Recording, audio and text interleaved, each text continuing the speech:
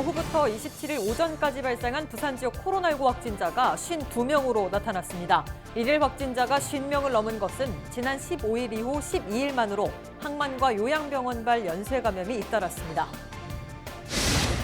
해운대구 반송 큰 시장이 배달 서비스를 도입했습니다. 전화와 온라인을 통해 주문을 받고 고객의 집까지 물품을 당일 배달해주는 것인데 입소문을 타고 주문량이 늘고 있습니다. 반송 배달왕 서비스를 취재했습니다. 부산시가 사회적 기업을 대상으로 105억 원 규모의 재정 지원 사업을 펼칩니다. 사회보험료 지원 사업과 전문 인력 지원 사업 접수를 시작으로 일자리 창출 사업과 사업 개발비 지원 사업 공모를 추진할 계획입니다. 금정구가 올해도 공동주택을 대상으로 전자투표 지원 사업을 벌입니다. 이 사업은 공동주택에서 주요 의사결정을 전자투표로 진행할 경우 소요 비용을 지원해주는 것으로 첫 지원단지로 금정산 SK뷰 아파트가 선정됐습니다. 시청자 여러분 안녕하십니까? 헬로티비 뉴스 부산입니다. 부산 지역 일일 확진자가 또다시 50명대를 기록했습니다. 부산시는 27일 오후 브리핑에서 전날 오후부터 이날 오전까지 발생한 확진자가 52명이라고 밝혔습니다. 일일 확진자가 50명을 넘은 것은 지난 15일 이후 12일 만입니다. 25일 첫 확진자가 나왔던 감천항 항운노조 감천지부에서 노조원 342명에 대한 전수조사 결과 17명이 무더기 확진됐고 서구의 항만 물류업체에서도 1명이 추가로 확진됐습니다. 또 금정구의 요양병원에서도 15명이 양성 판정을 받는 등 항만과 요양병원발 연쇄 감염이 발생했습니다. 27일 남구에 있는 사립유치원 한 곳에서 원아 1명이 코로나19 확진 판정을 받았습니다. 이날 확진 판정을 받은 원아는 전날 아버지가 확진됨에 따라 검사를 받았고 양성 판정이 나왔습니다. 이 원아는 25일 해당 유치원에 등원한 것으로 확인돼 방역당국은 유치원에 대한 방역 후 27일과 28일 전원 원격 수업으로 전환하도록 했으며 유치원 내 접촉자를 파악하고 있습니다. 소상공인들의 어려움은 굳이 말로 하지 않아도 다들 아실 겁니다. 일반 점포들도 그렇지만 전통시장도 한때 사람들의 발길이 뚝 끊겼다고 할 정도로 힘들었습니다. 물론 지금이라고 풍족하지는 않은데요. 이런 와중에도 상인들은 위기를 극복할 수 있는 방법들을 스스로 고민하고 있습니다. 보도에 차선영 기자입니다. 해운대구 반송 큰 시장에 위치한 작은 반찬 가게입니다. 이른 새벽부터 정성스레 만든 반찬을 그릇에 담는 손길이 분주합니다. 전화와 온라인을 통해 받은 주문은 종이에 꼼꼼히 기록하고 빠진 건 없는지 배송 나갈 반찬들을 하나씩 챙깁니다. 지난해 11월 말 반송 큰 시장에 도입된 반송 배달왕 서비스. 대형 마트처럼 전통시장에서도 배달이 가능한 시스템이 마련됐습니다. 오시는 분들도 많이 이제 그 방식에 대해서 많이 호응을 하세요. 저도 이제 그런 방식으로 주문을 하겠다. 왜냐하면 아무래도 어제는 대면하기가 좀 불편하니까 그 시행 때문에 아무래도 조금은 많이 이제 도움이 되긴 되는데 예전에 고객에 비하면은 지금 한 20-30% 정도는 줄었다고 봐야 됩니다. 코로나19 장기화로 비대면 소비 문화가 확산되고 있는 상황에 대응하기 위해 전통시장에서 적극적으로 변신을 시도했습니다. 반송 배달왕 온라인 장보기와 배달 서비스는 문화관광형 시장 육성 사업 중 하나로 윗반송과 아랫반송, 고촌 일대 주민들이 온라인과 SNS, 전화를 통해 오후 4시 이전에 주문하면 당일 퀵으로 바로 물건을 받을 수 있는 것이 특징입니다. 지난 11월 27일부터 반송 배달왕 서비스가 시작된 이후 현재까지 주문된 건수는 180여 건.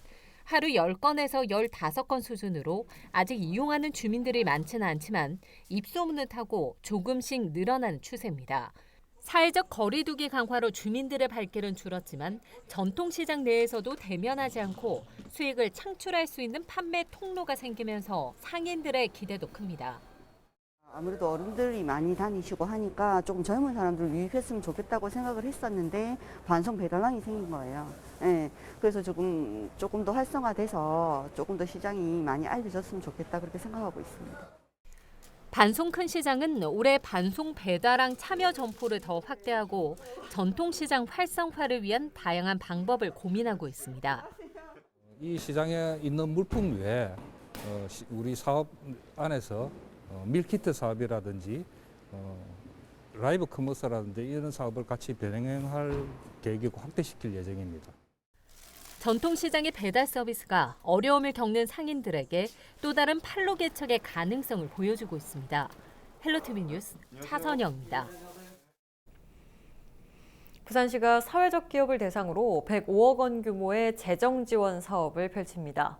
시는 25일부터 진행되고 있는 사회적 기업 사회보험료 지원 사업과 전문 인력 지원 사업 접수를 시작으로 다음 달 사회적 기업 일자리 창출 사업과 사회적 경제기업 사업 개발비 지원 사업 공모를 순차적으로 추진할 계획입니다.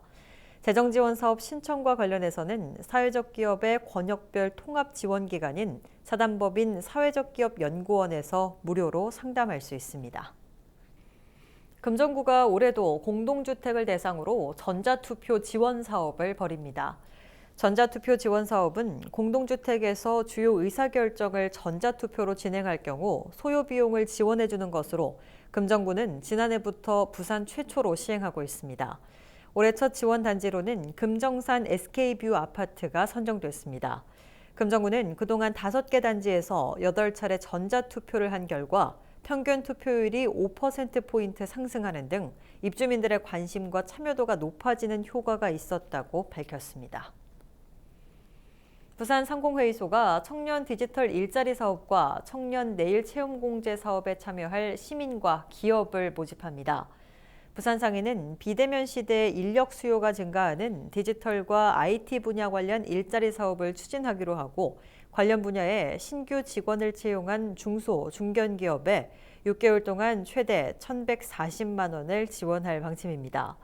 또 청년 내일 체험 공제 사업을 통해 중소, 중견기업에 신규 입사한 청년이 2년 동안 300만 원을 적립하면 정부 지원금 900만 원을 받을 수 있습니다. 지원 대상은 만 15세 이상 34세 이하 신규 취업 청년과 고용보험 피보험자 수가 5명 이상인 중소, 중견기업입니다.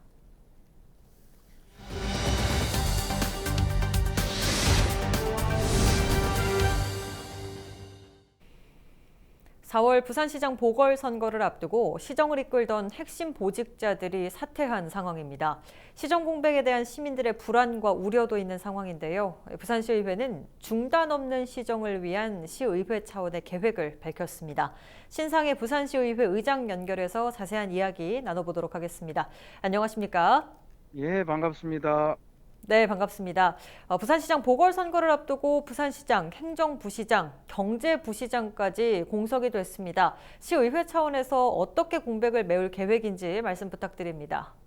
네, 여러분 아시는 바와 같이 4월 시장 보궐선거를 앞두고 지금 핵심 보직자들이 잇따라 사퇴하는 초유의 그 리더십 공백이 현실화되었습니다. 네네. 또 이제 선거 이후에 새 시장 체제가 들어선다고 해도 내년 지방선거를 1년 앞두고 있기 때문에 시정이 안정을 찾기에는 역부족이 아니겠나 하는 시민분들의 우려가 큽니다. 네. 그래서 지금 여러분도 잘 아시겠지만 굉장히 중요한 시기죠. 당면은 코로나19를 극복해야 되고 또 위기에선 민생경제를 회복시켜야 되고 또 미래 비전 사업들을 위해서 한순간도 들어설 수 없는 그런 골든타임인데 이런 때를 감안해서 이제 시의회는 시정을 감시하고 견제하는 본연의 업무를 뛰어넘어서 비상한 각오로 시정을 책임지는 자세로 시정을 견인해 나가야 된다 이렇게 생각하고 있습니다. 그래서 시의 집행부하고 실시간으로 소통하는 협력 체제를 갖추고 네. 또 정치권을 비롯한 네트워크를 활용해서 부산의 발전을 앞당길 미래 사업이 차질 없이 추진되도록 열심히 견인해 나갈 생각입니다. 시의회에서 올 한해 추진할 8대 과제를 기자회견을 통해 밝히기도 했는데요. 부산의 미래를 향해 속도를 내기 위한 계획이 눈길을 끕니다. 어떤 내용인지 자세히 짚어주시죠. 네, 우선 3가지를 좀 역점적으로 추진하겠다고 밝혔는데요. 네네. 먼저 올해가 이제 2030 부산 월드 엑스포 유치 원년입니다. 올해 이제 시가 유치 신청서를 제출하게 되는데요. 때문에 시의회 차원에서 유치 지원 추진단을 구성해서 총력 지원할 계획입니다. 네. 이를 위해서 이제 2월달 임시국회에서 가덕신공항 건설 특별법을 반드시 통과시킨 후에 엑스포 개막 1년 전인 2029년까지 공항이 개항될 수 있도록 뒷받침하고 엑스포 개최 장소인 북한 재개발 지역 내의 미군 시설 이전도 실질적인 진척을 볼 수 있도록 힘을 모아 나갈 계획입니다. 네. 또 이제 두 번째는 올해 7월에 시행하는 자치경찰제 관련인데요. 이 자치경찰제가 잘 좀 운영될 수 있도록 제도적인 정비를 하고 또 관련 조례를 제정하면서 선제적으로 대응을 할 겁니다. 네. 또 뿐만 아니고 내년에 이제 지방자치법 개정안에 인해서 이제 1월부터 지방자치제가 본격적으로 시행이 되는데 이 역시 이제 이 내용으로 인해서 우리 부산의 미래를 결정하는 메가시티, 그러니까 동남권 특별연합을 만들 수 있는 법적 기반이 만들어졌어요. 네네. 그래서 저희 부산시 의회가 부산, 울산, 경남 3개 지자체 단체장하고 의회 의장이 참여하는 6자 협의체를 이제 구성을 제안했습니다. 네.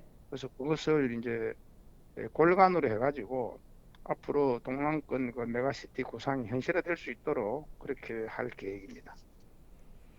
네, 코로나19 장기화로 전 국민이 정말 힘든 시간을 보내고 있습니다. 마지막으로 부산 시민들에게 전하고 싶은 말씀 한 말씀 부탁드립니다.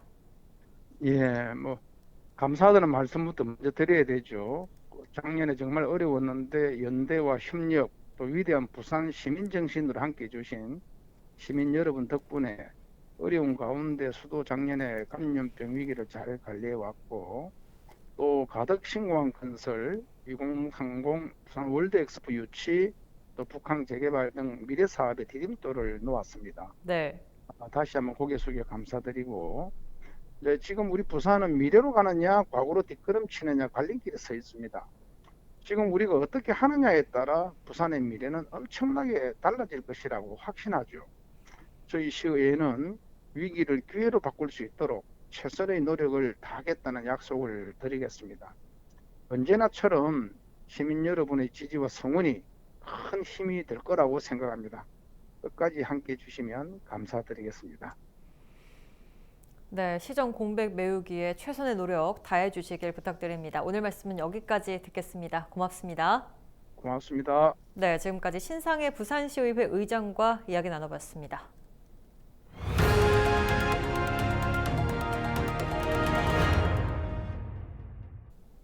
국민의힘 부산시장 보궐선거 예비경선 후보자들의 비전 스토리텔링 프레젠테이션이 28일 오후 2시 백스코 오디토리움에서 열립니다. 본 경선에 앞선 예비경선이 될 이번 프레젠테이션은 후보자별 총 10분씩 발표 시간을 주고 본인의 공약과 부산시에 대한 비전을 발표하는 형태로 이뤄집니다. 국민의힘 부산시당은 예비경선을 통해 본 경선에 나설 후보를 선정할 계획입니다. 예비경선 프레젠테이션은 국민의힘 공식 유튜브 채널인 옳은 소리를 통해 생중계되며 다음 날인 29일 오전 9시 LG 헬로비전 부산 방송을 비롯한 부산 지역 케이블 방송 3사 지역 채널을 통해 동시 송출됩니다. 부산시 교육청 교육정책연구소가 27일과 28일, 2월 1일 등 사흘 동안 교육청 별관에서 교육정책 연구 결과 공유의 날 행사를 개최합니다. 27일은 회복적 생활교육의 실천과 학구폭력 학교장 자체 해결제에 대한 연구 결과를 발표하고 토론을 진행했으며 28일에는 자치단체 교육 경비 지원 현황에 대한 논의가 이어집니다. 또 2월 1일에는 초중학교 교사 전보제도 개선 등에 대한 토론이 이뤄집니다.